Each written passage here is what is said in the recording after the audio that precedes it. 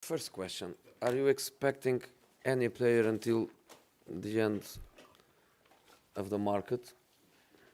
First answer: no. Let's move. Second question.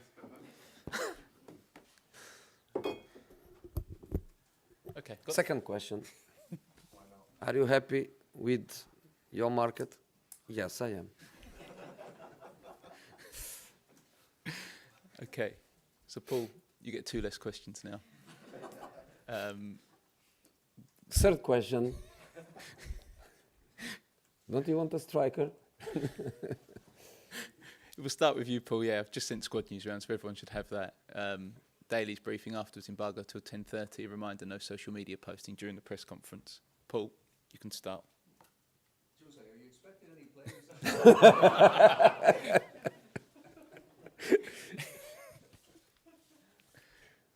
I'm not expecting. The market is open, so anything can happen, but I'm not expecting.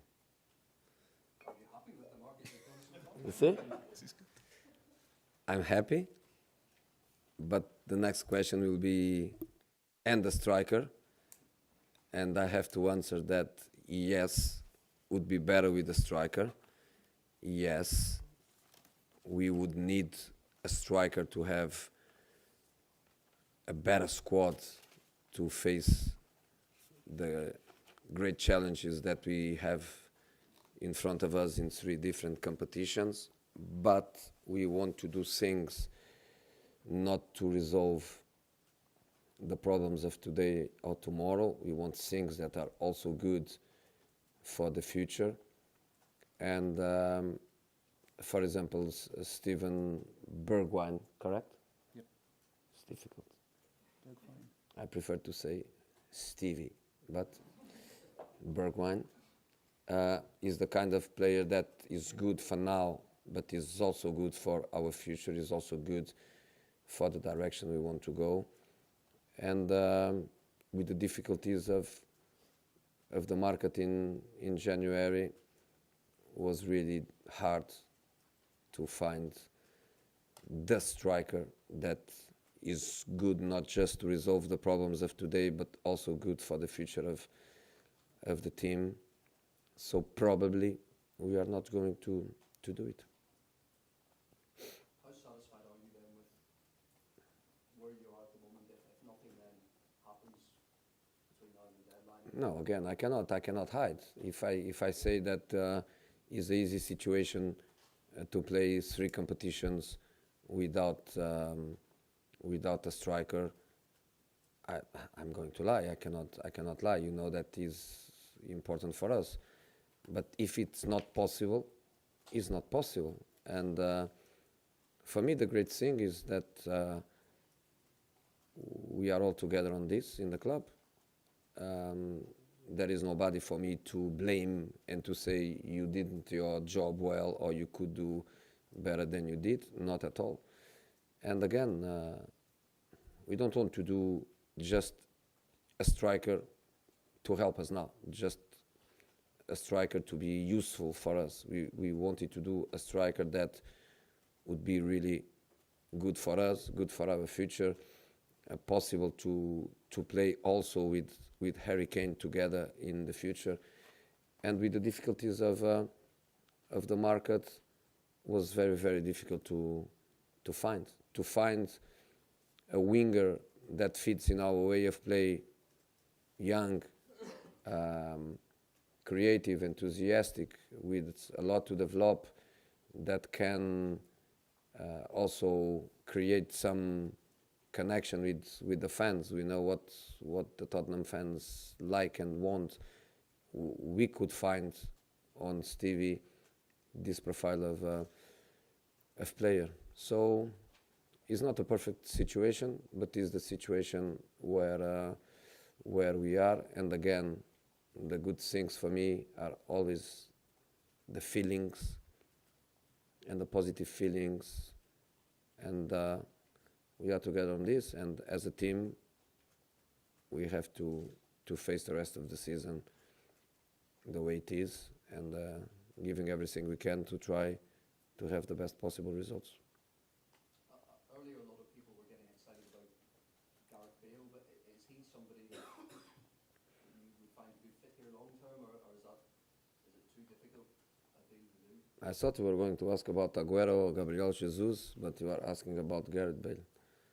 If you want to speak about Man City, I'm here. If you want to speak about the market, I have nothing more to say. Just to say that in spite of, I honestly feel that we are not going to sign any player until the end of the market. The market is open. So while it's open, it's open. Talking about Manchester City, the stat from before, in your 12 games, Tottenham have not thrown away any points from winning positions. Compare that to the first 12 games when they threw away 12 points from winning positions. Do you feel that's a significant milestone for this team in the sense that they obviously be able to find a way to see out results a lot better? Is that a mentality thing? Is that a better defensive organisation? What is that? You know, these stats are not going to guarantee us that every time we are winning, we are not going to lose. Football is football, it is what it is.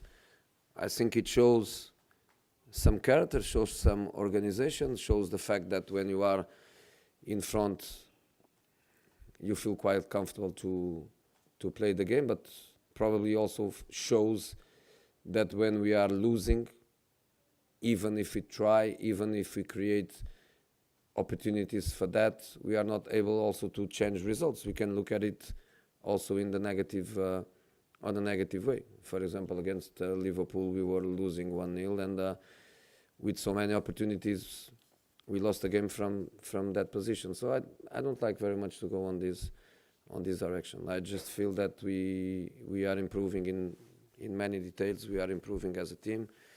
I also feel that some players, by the individual point of view, they are also improving. We are very on the detail. We try to analyze also not just the globality, but also the individual performance. Not also in matches, also in training. We do a good work on that, and we try to improve the team and to improve the players. That's the job we try to do. For a lot of football fans, people were always very entertained by some of your rivalry with Pep Guardiola. How do you look back on some of the great contests you've had with him? With him, nothing. With him, I remember more the 3 years that we fought on the same side, working together in the same club and sharing the space of the work every day for 3 years. I remember more that than what people can think about rivalry. Then, of course, Barcelona's and Real Madrid, Inter and Barcelona in Champions League, City and United, now Tottenham and City. But again, no Jose and Pep, clubs, teams. And that's just one more chapter. A new chapter for us, because it's the first time Tottenham against Manchester City with us. But never Jose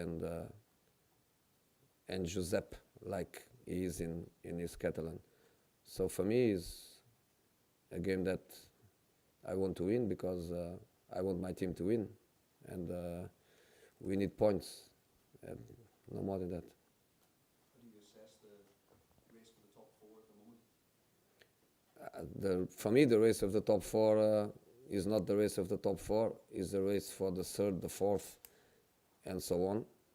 Liverpool champion, City second. And then there is a race, clearly, where Leicester and Chelsea, they have an advantage, a good advantage. But then Wolverhampton, Manchester United, Sheffield United, us, we are there. And until mathematically it's possible, we have to fight for top four, we have to fight for top six. Don't forget Arsenal. They are a little bit behind, but Arsenal is always looking to it. So lots of teams fighting for, not just for top four, fighting also for top six.